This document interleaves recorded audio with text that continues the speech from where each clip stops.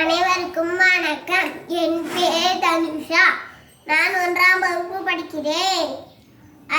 அதிகாரம் 104, குறள் 1033.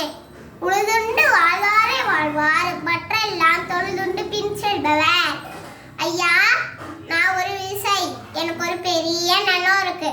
நான் சின்ன வயசுல இருந்தே விவசாயம் பண்றேன். என் உயிர் போனாலும் விவசாயத்தை விட மாட்டேன்.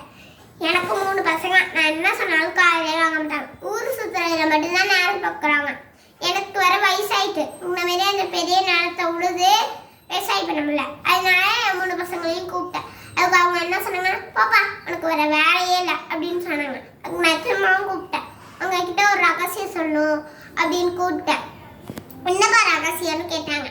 இந்த பெரிய நிலத்துல உங்க 3 பேருக்கும் சரிப்பங்கா பிரித்து எழுதி வச்சுட்டேன். இந்த நிலத்துல 1 அடி ஆழத்துல ஒரு பெரிய புதையல் போச்சு வச்சிருக்காங்க. உடனே 3 பசங்களும் போய் ஃபர்ஸ்ட் ஒரு அடி தோண்டினாங்க, எதுவுமே கிடைக்கல. 2வது அடி தோண்டினாங்க, 3 பேருக்கும் எதுவும் கிடைக்கல. தோண்டினதுக்காக விதைய போட்டதுனால தண்ணி ஊற்றுனதுனால பயிரெல்லாம் நல்லா வளர்ந்துருந்தது. ஊர் மக்கள் எல்லாரும் ஆச்சரியமா இருந்தாங்க. பெரிய புதையல் கிடைச்ச மாதிரி. அப்பதான் 3 பசங்களுக்கு புரிஞ்சது, விவசாயம் தான் உண்மையான புதையல். இதைத்தான் சொல்றாரு திருவள்ளுவர்.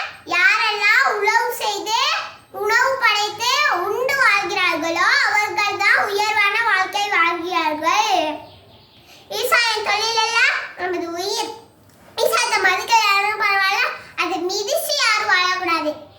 விவசாயம் தான் நம்ம உண்மையான அடையாளம். என்னதான் 5G 4G வந்தாலும் நம்ம குடிக்கிற கஞ்சி விவசாயி தருது. வாழ்க